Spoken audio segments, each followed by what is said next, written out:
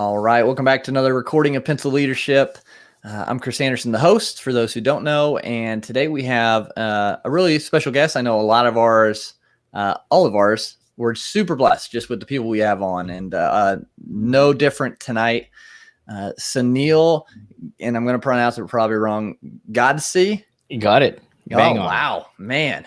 Mark that down. I got it right. I'm bad with names, but yeah, Sunil's coming on today. We're going to be diving into Intuitionology. So this is a really intriguing topic. It's different. You might not have heard of it yet or a lot about it. Obviously intuition, but just his take on it, his perspective, and how it can really, really impact our lives, our businesses for the positive. So we're going to dive into that. So get ready, get your pencils out. But Sunil, thanks for being on Pencil Leadership tonight. Thank you for inviting me and hoping to drop some knowledge bombs on this thing that we all talk about called intuition or a gut feeling, but there's a lot more to that. So sure. I'm going to make the complex part of intuition really simple. I'm going to use some stats, some science, and you guys are really going to understand how intuition really works. So for those who are watching, right after, you're going to be able to take the steps on making every decision the right one in whatever situation you're in. Awesome. And I'm super excited for that, especially I love actionable steps. So this is going to be a good one. Before we hop right into the Intuitionology, though, I would love, just like our other guests, if you would share kind of your journey. What brought you to studying this and doing what you do full time with it? Would love for you to share whatever level you're comfortable doing. Yeah, absolutely. And so funny enough, and I say this funny because a lot of people think of intuition as sort of this intangible kind of thing that we talk about. And the journey of me starting it really came from a business perspective. And it really came after I wrote my first book called Fail Fast, Succeed Faster. The premise of that book is that if you were to learn from the lessons or the failures or hurdles of others, and so that's what my book listed, then as an entrepreneur or a business executive, as long as you don't repeat those lessons or those hurdles or those failures, you should be able to succeed faster. And so when I used to start speaking on stages, the one question I kept getting is, okay, Sunil, come on, give me the one thing that's going to make me successful.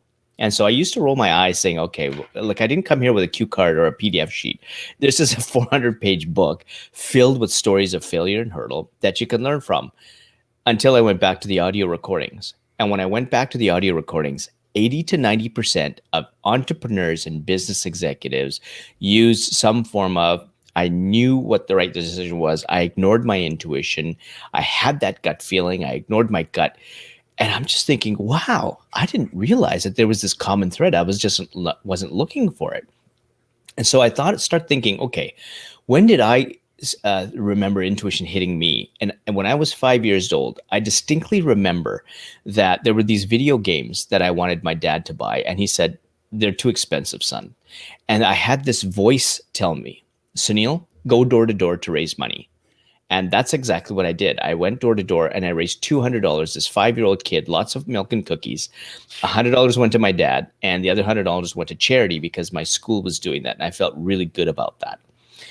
But what happens is, and what happens to all of us when we go through life is, I often refer to how we go about in life like a banana. We've got the fruit in the middle. And what happens is there's so many people giving us advice that's bad. There's so many people that, we listen to or say something or put us through trauma, or we've got societal norms that we start, giving them the power. And so in a banana, the layers start coming up. Right. And so who you essentially are inside, which is your intuition, gets covered up. And so over time, that's the same thing that happened to me. More and more, I started ignoring my intuition.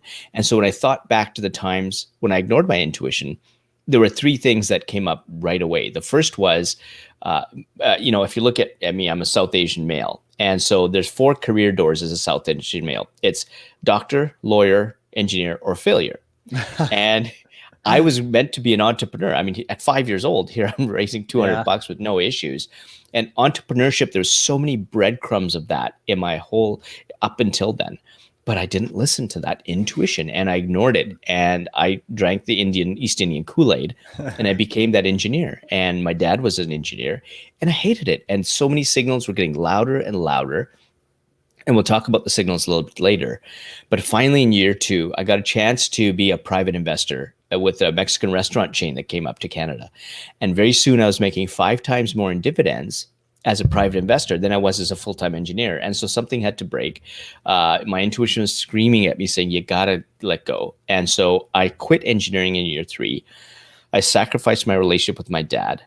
We didn't speak for a number of years after that. But I was running 5 or 6 businesses, $20 million in revenues, and loving it. And so it's just, entrepreneurship was exactly what I was meant to do. Then I turned into a management consultant. And there was this contract that I got that was worth a lot of money in Silicon Valley, and coming from Canada, and the exchange rate, it was even more sweeter than that. And so yet the contract terms were changing. And when I talked to the HR people about this, my intuition was saying, don't believe what they're saying, because they're making so many excuses. But the dollar value of the contract was so high that I was so emotionally involved with that I said yes. And I spent every single penny going down to the US, and they never paid me. And I came back with 25 cents in my bank account. And perhaps the most devastating decision is, and this is what happens when you don't trust yourself, right? You start doubting the decisions that you make. I had this friend reach out to me, and she was being stalked at the time. And so she said, Sunil, I need some help. And I was doing some coaching in university while doing engineering. And for some reason, my intuition is saying, meet with her that afternoon. It was urgent. And I just said, let's meet a couple of days later. I didn't have anything pressing on my agenda. I definitely could have met her. And so I said, 2 days later, let's set a date. And unfortunately, what happened is the very next day, that same guy that was stalking her walked up to her at a bus shelter and put a bullet through her head. And so now I've lost time, money, energy, effort, and a good friend because I ignored this thing called intuition. And I really needed to take a deep dive into understanding what this was. And the problem I had initially is that a lot of the online stuff at that time was about manifestation, meditation, voices from God. And that's okay if people define it that way. I have no issues with that. That definition didn't really resonate with me. And so I kept wondering, online dictionaries didn't work. And I distinctly remember there was someone in my social circle, my social media circle, and she was an international psychic, and she talked about intuition as signals. And I said, now I can get around that because these are signals that resonated with me. So I went to talk to her, took a film crew to get our interview, and she said that the research just wasn't there, and it's just our belief systems aren't there. This is a real thing, and so that was great. But what I was really kind of taken aback was that, okay, intuition affected my life. And now I have this book where 80 to 90% of close to 300 people I've interviewed have talked about intuition. Why is there no research? Like, this just baffled me. And so I said, okay, who else do I know that I can get sort of a scientific explanation? And lo and behold, I had a neurologist in my circle of colleagues, and I went to him. And, I thought this is going to be a 2-minute conversation. So I took my film crew, went to the hospital he was at, turned on the camera, and I basically asked him, does intuition exist? And I wasn't expecting anything. And he goes, it absolutely exists. We all have a sixth sense. And he uses it for his patients. And he was saying more and more neuroscience research is coming out that is showing that intuition is hitting us much earlier than we consciously think about it. And I'm thinking, bingo, there's the science part. And now I understood intuition as an art and a science. It's kind of like a duality. And if I go back to my engineering days, what really resonated with me is if you look at the properties of steel, for example, steel has a mass-like property, and it also has an energetic or wave-like property. So from an engineering perspective, that's kind of how I thought. So intuition really resonated with me. So that was the definition that I loved. And so now I'm thinking, okay, where's this research that this neurologist is talking about? And so I went to an academic database. I typed in the word intuition, and I'm expecting maybe 10 or 15 articles. I hit the enter key. Tens of thousands of articles on intuition. And here's where the science now comes in. One of the things that I thought was that, okay, well, if intuition hits me when I'm 5 years old, there's perhaps I'm born with it. And so I found this research paper that showed that infants as young as 2 months old have been shown to have intuitive tendencies, or this paper calls it intuitive physics. And then the fact that intuition was hitting us much earlier than we consciously aware of it. 2 papers showed that intuition actually hits us on average 7 to 10 seconds before we actually take a decision or take an action. Wow. So, and these are MRIs. So I'm looking at brain scans. And finally, the fact that I couldn't find a definition. Brain scans show that when intuition hits you, it hits the amygdala and the limbic part of the system, which is fight or flight. There is zero capacity for language there. So that means that when we talk about intuition, we all define it in our own way. And so if you look at, for my podcast series on intuition, everybody who the first question I ask is, can you define intuition? Everybody describes intuition as this feeling, which is exactly where you are in the limbic system. And it's all different because they all define it in how they perceive it. And nobody's wrong. It's how you think intuition acts or works. And so there's the science. And so the way that I talked to earlier about signals. So there's a couple of characteristics that I also found out. And so I interviewed over 1,000 people to figure out, okay, how does it actually work now for people? And so there were 2 types of signals that we all get. There's the positive signals and the negative signals. Now, the positive signals are the ones that tell you that the decision that you're about to make is the right one. And so for me, for example, the dots connect, or I get a feeling of flow. And there's a CEO who sees this omen. It pops up right behind him, and there's no shape or color. But he just knows that if he's looking at a business deal or a vendor or a partner or an employee, and this omen pops up, he says yes to whatever he's doing.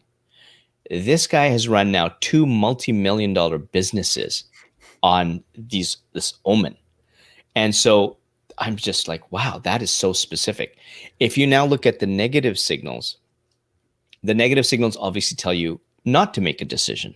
Yep. And so these for me are things like I get that gut feeling, or sometimes like for me, if there's something wrong, my peripheral vision, I will lose it and I will get hyper focused on something that's not right in my environment. And that's to me is a negative signal. If something's up, Wow. It's either a person or a situation, and I lose that peripheral vision's gone. That's and crazy. So that's how specific it is. And go ahead.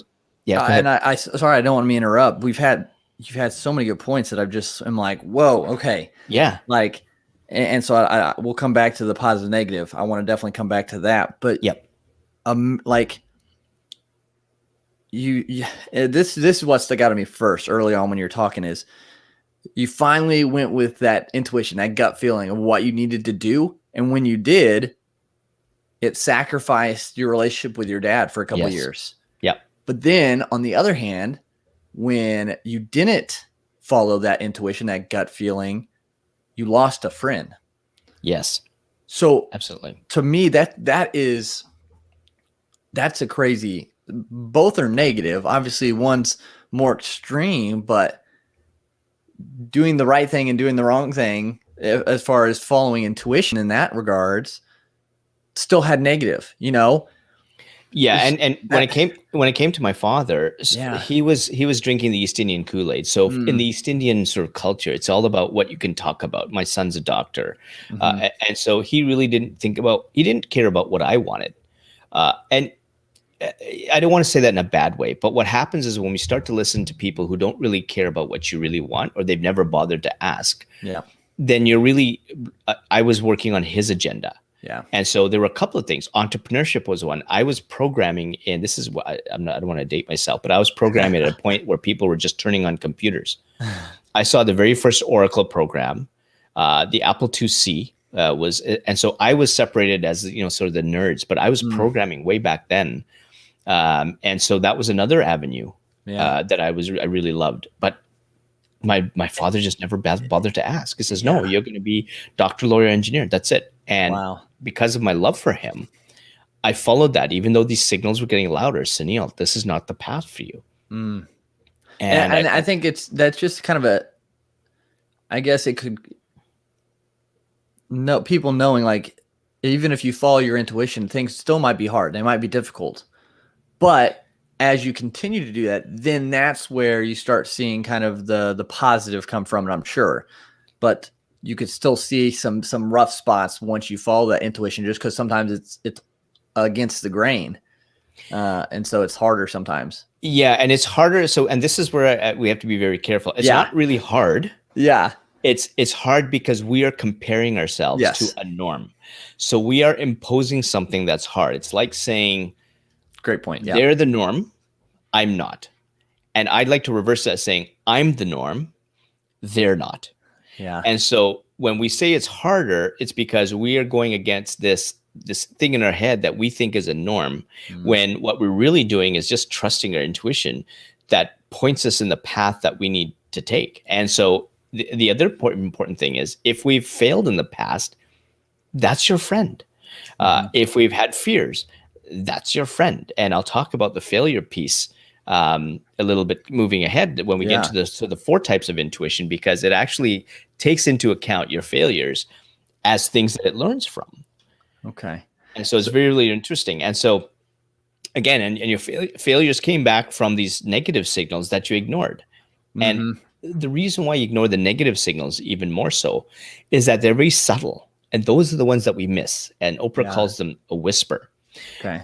And so what happens is, we talk about this gut feeling. We talk about intuition, or trusting my gut, or I heard that voice.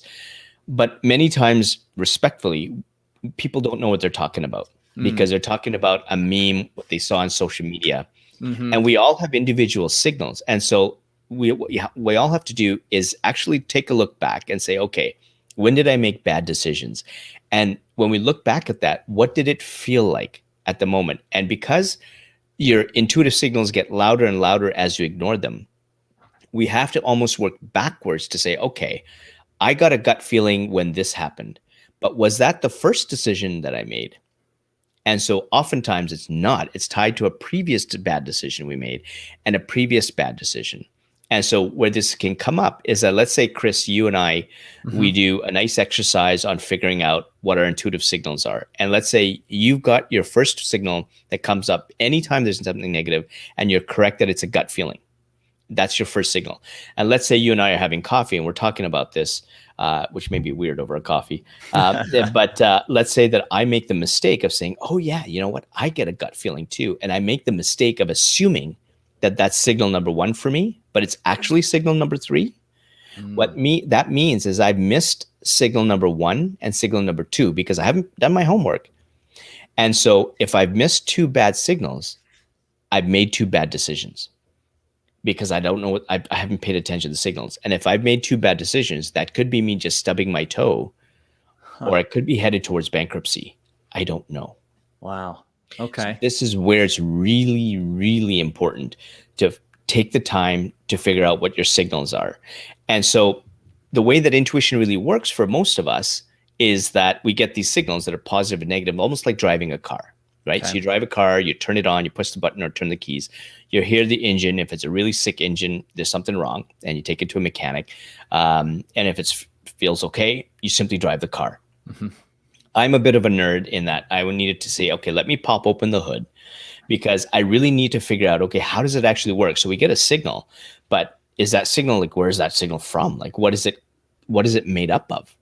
And when I looked at the research, there's actually 4 types of intuition that come together in a split second to inform that signal as to what the right decision is for you. And the best way I can show this to you is actually from a non-believer's perspective. Okay. So when I first started Intuitionology, one of the first interviews I had was with a fellow by the name of John Rothschild. He's an investment banker. Data, spreadsheets rule his life. So when you're thinking about intuition, and it's being talked about online as voices from God and spirituality, he's not having it, right? And so I phoned him up and said, John, can I get an hour of your time? And he says, Sunil, honestly, I don't know what we're going to talk about. Intuition does not exist. Come on down. I'll give you an hour, and we'll chat for 5 minutes on whatever you want to talk about, intuition, whatever. And then we'll catch up. I haven't seen you for a while. So I go down, and this is all on camera now. I'm turning on the camera, And I'm telling him about the CEO that sees omens, trying to convince him that here's someone who's run two multi-million-dollar businesses on an omen. And he was saying, nah, you know what, Sunil, I'd love to shake his hand, but intuition just does not exist. Decisions in life are based on learning and experience. And I said, okay, now here is where we get into the 4 types of intuition. One type of intuition of the 4 is called experiential intuition. So if you look at your brain like an iceberg, 90% underwater is the subconscious part of your brain. And the 10% is above water. That's the conscious part. What your intuition does ever since you're born is that it takes all the learning that you have and it's plugging that away every day into the subconscious area of your brain, like a library. 5,000 to 6,000 events a day when you're young, 26 to 35,000 events a day when you're older, every single day. And so when you are making a decision and a signal comes up, your intuition goes into this huge library of past experience and learning, both good and bad. So if you failed, it's going to learn from that. Yours and somebody else's, formal, which is in school, and informal, street smarts, or just what you experience every day. And it takes the relevant pieces of information and experience you've had in the past and plops it to, that's the experience that it already has, saying that when it gives you a positive signal, it's saying, yeah, you've done something in the past like this before. I'm telling you, you can make this decision. Or if it's a negative signal, it's going to say, Sunil, listen, somewhere in your past, you made a similar decision and it didn't turn out right. So I'm telling you with this negative signal that you better not make that decision.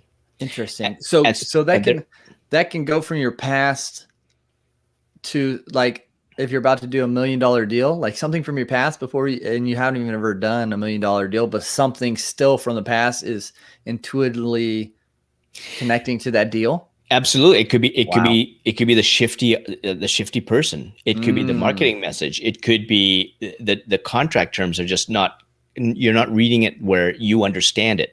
Whatever it is, if it's $1 million deal and something is off, it's going to get triggered from something you've seen in the past. And crazy. So that's why, and for those people, for those companies or those people who I've interviewed who have done joint ventures or takeovers, the ones that have gone bad, they've instantly known that this is not going to work out well 100% of the time. And those that did go well, it was because of the people. It had nothing to do with the terms of the contract. It had nothing to do with the size of the contract. It had everything to do with, do I trust the people on the other side of the table?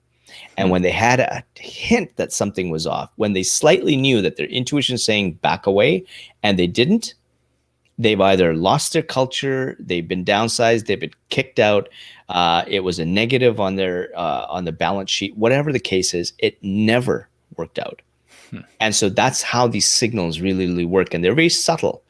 And so this is where you don't want to get caught up like I did in the numbers, right?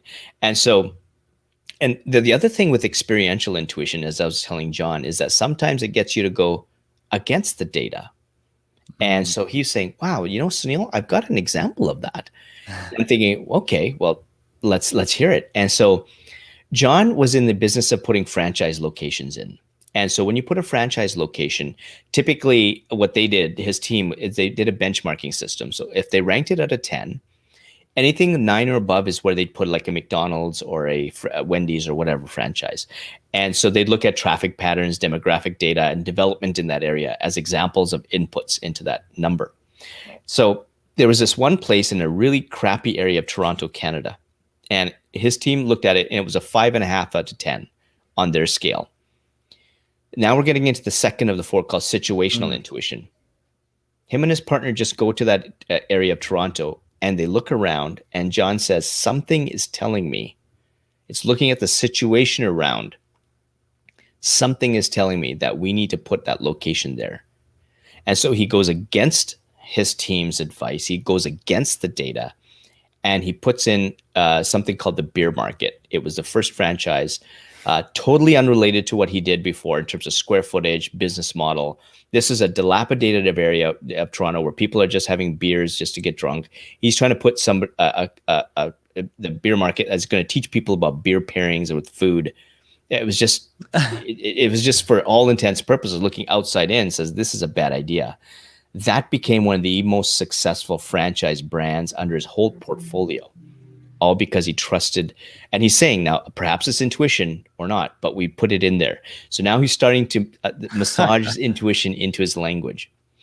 And then at some point, John's purpose changes. He wants to move away from investment banking to actually start a business. And so now we're going to get into the third of the four, called relational intuition. What relational intuition does is it filters people through to only allow those people who really care about your purpose. They're not just yes people. These are people that will give you constructive criticism, but you know they've got your back. And so all the people who are into money, fame, ego, security, high-end restaurants, private jets, limousines, all of them said you're nuts. Not one of them bothered to ask him why, except his wife. And his wife asks him, John, why do you want to do this? And now John, and I'm paraphrasing him, he tells his wife, this just feels right. And now he's telling me about an intuitive signal. And he goes on to explain, sometimes you can have all the data in the world, but at some point you have to trust your intuition. Bingo. Now he's using the word. And the fourth of the four is called creative intuition. Creative intuition is the one that actually helps you make the decision. So if you're just turning left at a signal or making a sandwich, your creative intuition is pretty low. You know, that's pretty mundane and stuff. But in this case, John was leaving a $2 to $3 million a year job behind to start from basically close to zero. It was almost bankrupt. And so you would think that somebody who has his experience would pick a healthy cash flow, strong revenues, good balance sheet. His intuition picks this tiny bankrupt little restaurant. He walks into that tiny bankrupt little restaurant, trusting his intuition. That bankrupt restaurant ended up being Eastside Mario's location number one. And over the next 20 years, he grew that to a $2 billion behemoth with a whole bunch of different brand names, all because it felt right. That's the power of intuition. That's awesome. And now I went from a non-believer in 1 hour to him fully using the word intuition, fully telling me what his signals are. And when the cameras were off, this guy was just jumping off the walls. I had no clue. And so all I did was that I got him to understand his intuition. It was his signals, the way he defined it. I didn't have to tell him voices from God. It was based on learning and experience. When you put the tool, I was shining a light on this subconscious tool that he has and showed him all the experiences that he had where it played a role. In 1 hour, he totally believed it. And we all have it, right? And so the Intuitionology project is about shining a light on your own intuition and saying, okay, let's just stop talking about, I have this gut feeling voice like we do on social media.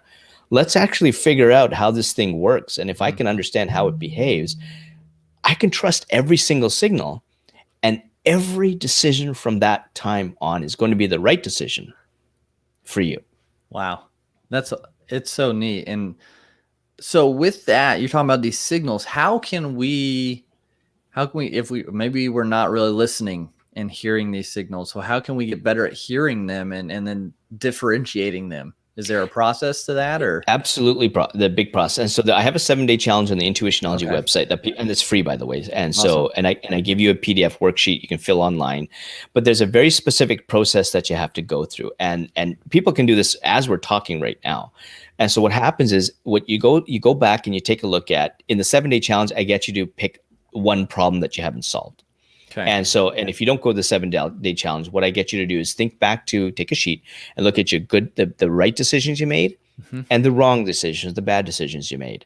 And for each one, you want to think about, how did it feel in that moment? And in the 7-day challenge, it's very specific, where I get you to pick a problem that didn't work, because the first thing you want to take a look at is, what are your basket of negative signals?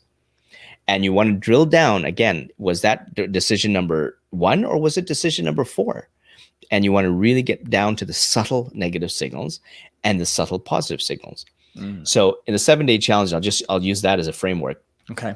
Once you start with a problem you haven't solved and you list the things that you didn't solve, what did you do that didn't solve it? Every single one will have a negative signal attached to it. Then you have a basket of negative signals. The next thing is what you do is that you figure out, okay, what are the steps that I need to solve this problem? And so you'll know that you'll get that feeling of flow. This just makes sense. And those are the positive ones. And so then you start putting on the steps that work, that are going to be the right ones. If you slip in one that doesn't work, then guess what? You've already done your homework on negative signals. A negative signal is going to come and say, Sunil, you can't put that process there. That particular thing you want to do is not going to work. And so you take it out. And then what you're left with is your positive and negative signals. You know what those inventory are, and you've also got the steps on how to solve that problem. And now the thing is, okay, the biggest thing is who's going to help you solve this. And so it could be your best friend, it could be someone, a mentor, it could be somebody you just kind of met, or somebody online. If you try and force your best friend in there because maybe you think it's really sexy to have a 7-day challenge, you want that person to give you that stroke of ego, your negative intuitive signal is going to say, Sunil, come on, your best friend can't help you with this problem, and you know that. And so you're going to get an intuitive signal that's going to be positive. Say, I'm going to pick, Mary, who I met in a mastermind group, as an example. And so you're going to get a positive signal and say, yeah, so she's going to be the one to help me solve this problem. If you need someone to help, and then what environment do you change, and then you solve the problem. And so you have a very proprietary 7-step process that you do and to solve that problem. And so when you go to the 7-day challenge, there's 2 people I actually have go through with you. One of them is John Harris, who actually sold his house in that using the 7-day challenge. He started off day 1 with some realtor who came in and threw her card at him saying, you're only going to get $20,000 under asking price. I know the market. That's just the way it is. You better sign now or you're never going to see me again. And so he used to be a pushover, and his intuition was saying, I don't trust this person. I'm going to wait. And 7 days later, he had a bidding war for his house, and he sold for $50,000 over asking price. That's $70,000 in a 7-day window. It's $10,000 a day. That's not bad. The other person is Ashley Michelle, and Ashley was a witness to a homicide. Not only was she a witness to a homicide, she walked into the apartment after her boyfriend had just murdered their friend in their bathtub. He closes the door behind her, locks it, puts a knife to her back, and says, I'm already going away for 1 murder. Might as well make it 2. Her relational intuition had her calm down to the point where she was able to control him. He assaulted her, choked her, asked her to clean up the blood. And her intuition, she just waited and waited. And there was an intuitive moment that she got, a sliver of time that she could run out and save her life, basically. And she did. She ran, unlocked the doors, ran 18 flights of stairs down the apartment, and called 911, and obviously lived to tell the story. And she used the 7-day challenge to minimize the anxiety, PTSD, depression. Didn't get rid of it. But what she learned in the 7 days is that she can go back to the gym where she could really think and be just emotionally well. And she could learn to start trusting people rather than having, 5 locks on her apartment door. And as soon as she opens the door, she's looking left and right, wondering, is somebody going to get her? And so the way I say is that if somebody like John and Ashley can go through the 7 days and find wins for them, everybody can find a solution to a problem. Yeah. And it's completely free. And I think it just kind of connects with knowing ourselves better, because we can do that in so many ways. And I think this is a big one. And for me personally, and I know you said it can be called whatever. So for me, that's kind of like just my faith and kind of listening to the spirit, listening to God speak to me. And it's been prevalent. Like, it's the same kind of thing you're talking about, is moments where you have these nudges that maybe don't necessarily seem like they make sense, but they're just so strong, and you follow them, and good things have happened from it. Or vice versa. Like, you didn't listen to it. And so, I think, just getting more in tune with that, it was a game changer. Like, it'll change everything. Absolutely. And again, Chris, for you, that's exactly how it functions. Yeah. It is those voices or nudges from God. Fantastic. Hmm. You define it your way, and Hmm. if that's how it is for you, excellent. Yeah. I'm not there's no way for me to judge that because it's very individual to you Right. and me, right? And so you and John are going to be on polar opposites, yet the end goal is the same. You Yeah. both use intuition to find wins in your life. So I don't care about who defines how. That's not my job. I'm Right. not here to shove any kind of definition down anybody's throat. I'm here to say, okay, here's a light on intuition. Here's the science that backs it. So it's just not my opinion. There's Yeah. like hundreds of thousands of people where experiments are done, backing up what I think it is. Here's over 1,000 people I've interviewed and tested it on. And here's some case studies that I've had where people's lives have completely changed because of either the challenge or any of my mentorship programs. Mm. And so this can happen to you all for free. And it just starts right after we leave this conversation. Yeah. That's the good thing, that you do have that, and it's so kind of it's not easy. It's simple, but it takes some work to learn it, to understand, and to hear and listen, and then be able to take action correctly with it. So Yeah. that's the good thing. It's really, with a lot of like learning about self, it's not necessarily hard, but it does take a little work and a little effort to hear and to know ourselves better. Yeah, and one of the things that we often do, and I talked earlier, we started this about relationships, and Mm-hmm. one of the things is that we often are doing things for other people in the past. And I use that banana scenario. And so when we try and just leave that and say, I'm not living for them anymore, what I want to do is actually live in the present moment. Then this is where intuition gets powerful. And one of the interviews I had was a fellow by the name of Vin Jang. And with Vin, he was living, he's an international magician. And in 2016, his career was on fire. This guy was seeing 100,000 people a year on stages, 80 stages around the world, and everything looked amazing. Apartment downtown LA, brands, everything. He's in with the clique, and his intuition was saying, "Listen, buddy. Externally, you may be looking good, but internally, you're an absolute train wreck." And so he needed to actually take some time away and really sort things out. He tells his wife, I got to do this on my own. And he goes to New Zealand and he starts putting up, these pieces of paper on the wall that say what he thought his values were.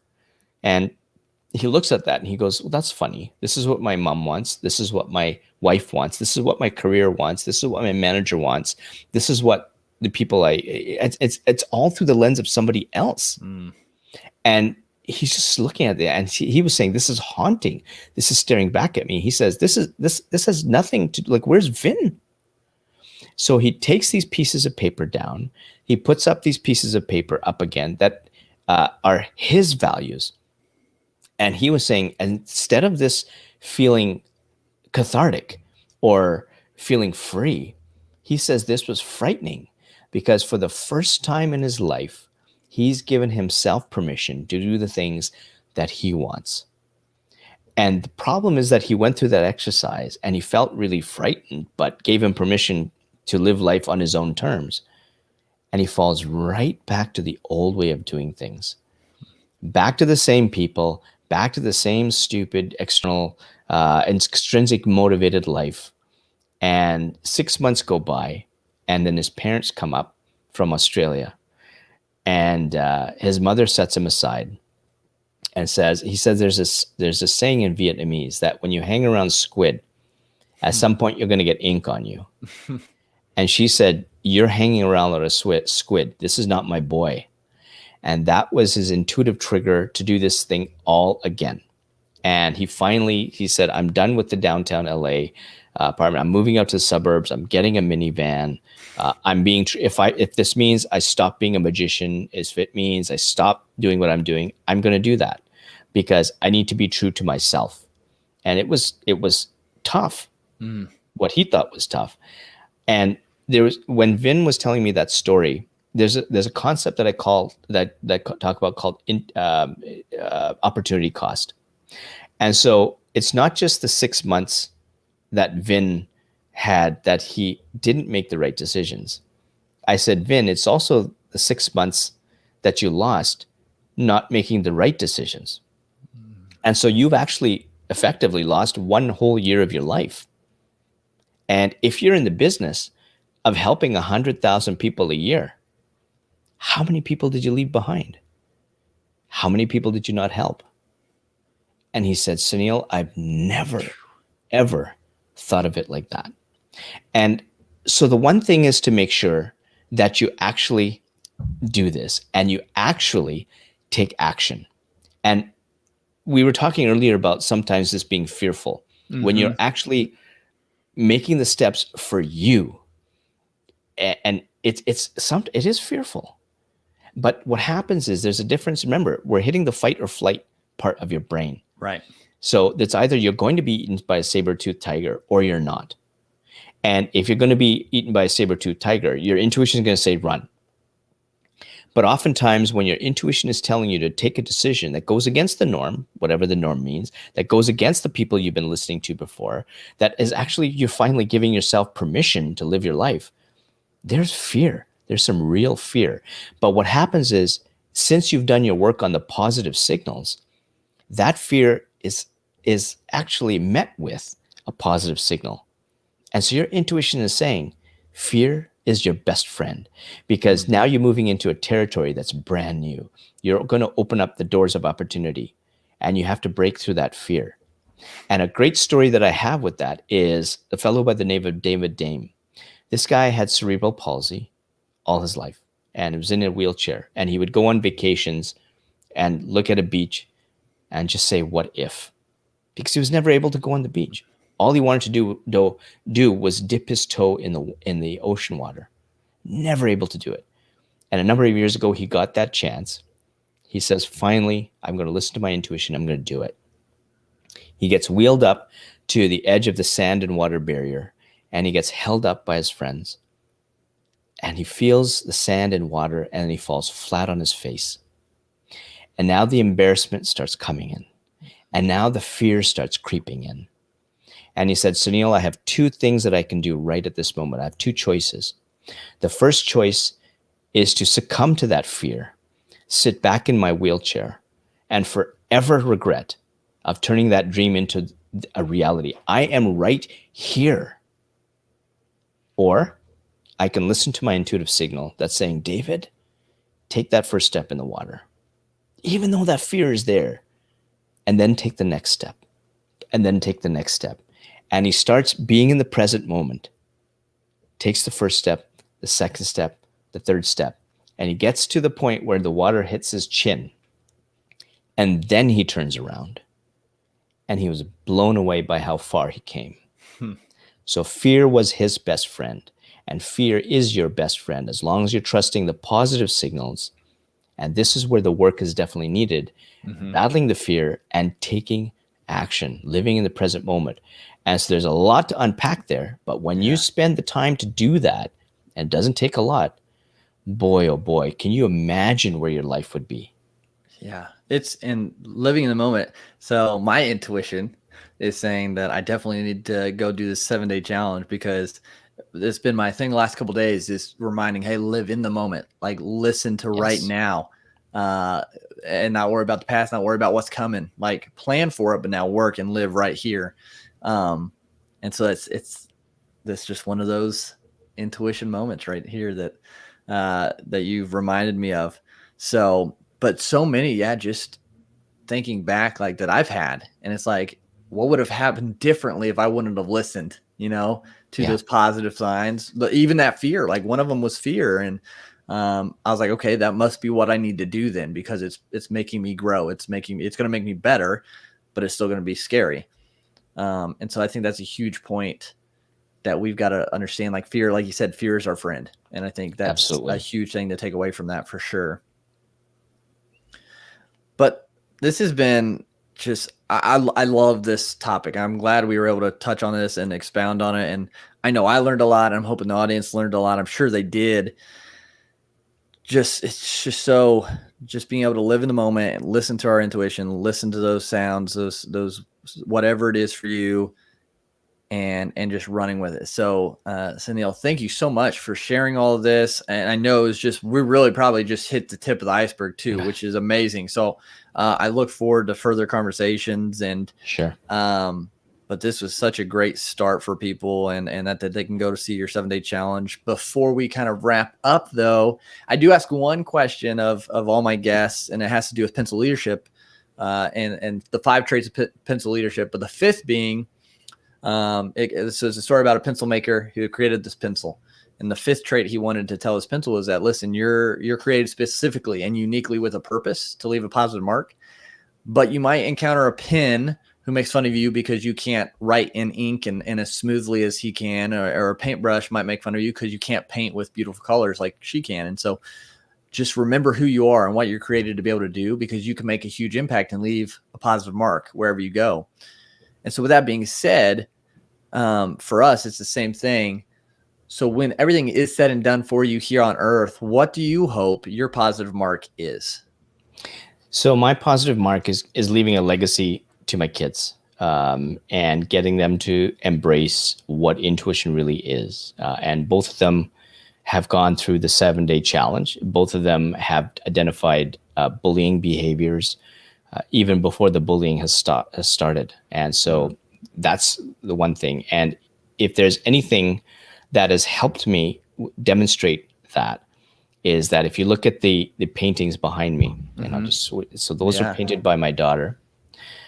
She went to India. And so this is where purpose really is. This is driven by intuition. She's been painting ever since she was 4. And she went to India and she saw these paintings done by people with no arms. And she goes, oh my God, these are people who are disabled. Look at them. Like, I look how they're being treated, and they're just normal people. And I want to do something for them. And I said, okay, it's got to come from you. Your intuition has to come from you. And so 6 months later, we're playing board games, and she whips her head around and she says, Dad, I got it. I said, what are you talking about? I had no clue what she was talking about. And she goes, I'm gonna start a business. I'm gonna sell my paintings. I'm gonna raise some money, and I'm gonna have people come who are disabled to paint and express themselves, and I'm gonna fund that whole thing. And one of the big things is, I don't care what other people think. And so she did. We opened up a federal nonprofit agency the very next day. We had a fundraiser. She wanted $2,500. We raised over $5,000. She had a pop-up event where we had people with big brothers and big sisters come. We had some people who are in wheelchairs come. And the one person who came that really solidified her purpose was this fellow who had Parkinson's disease. And so he says, and my daughter's name is Avni. He says, Avni, come here. And so she joins him. And as he's starting to paint, if those are watching, his left arm is just going like crazy because of his cerebral palsy. He dips his thing in paint, his paintbrush, and starts painting, and his arm stops. And he says, Avni, this is what your event is doing for me. And that was the moment of purpose driven to her. She's raised $30,000 so far. And when we talk about these pins are the naysayers. These pins are the naysayers saying that you can't do it because you're a woman, a girl. You can't do it because you're young. You can't do it because you're 14. She's 14 years old, and she's raised $30,000 in over a year because of this purpose, because of intuition. So those pins don't exist for her because she does not listen to the naysayers. And that's something that I've driven her. My wife has driven into her, because it's about that purpose driven by intuition. And when you're driven by intuition, who cares what people say? Because for her, it doesn't matter, because she's affecting the people that matter. She's attracted the people that matter. And that's what happens with your relationships, with your intuition. It filters those people through. We talked about this earlier. Those people who are truly there for your purpose and where you want to be, and they want to see you succeed, happens now. And she's lucky, I guess luck, that it started when she was 12 years old. And there's my legacy. That's awesome. Pins don't exist in our family. That's awesome. I love that. So good. So good. And so what an awesome thing that she's doing. That's so cool. Wow. Thank you for sharing that. That's inspiring right there with what your daughter is doing. And so again, thank you for sharing. Where can No problem. people connect with you, find out more about Intuitionology, and follow you on social media? Yeah, absolutely. So I'm on intuitionology.com. So that's the main website there, the 7-day challenge. There's a link to that. You get a free copy of my ebook, Gut, as well as a resource. I'm on all the social media channels, Twitter, LinkedIn, Instagram, Facebook. I've recently gone on TikTok. I haven't danced because if I dance, then somebody's negative signals are really going to start screaming, saying that guy needs to stop. But yeah, follow me on all the channels. And if you're interested on the business side, I've got sunilgodse.com, which talks about intuitive branding, where you actually use intuition to have you have the intuition of others trusting you within 14 seconds to basically do business with you. Wow. And again, that's all intuition based. And so I help entrepreneurs and business executives make sure they do it right from the start, from their marketing message, their sales teams, from them themselves, and how they hire. And that's all based on intuition. Awesome. Yeah. Well, everyone definitely check out all of that. And that sounds like that for business could be another episode, how to, have that intuition in 14 seconds. So I look forward to maybe doing that in the future, because that's another topic that would be. Absolutely. And just that alone, my case study that people will often want me to share is that we have a struggling $400,000 company, which I took to $3.5 million in just over 2.5 years because of this 14-second thing called trust that your intuition works on. Amazing. 14 seconds. That's crazy. That's it. Well, again, Sunil, thank you so much for being on Pencil Leadership and just sharing your wisdom on intuition. And yeah, super grateful for you. Thank you so much.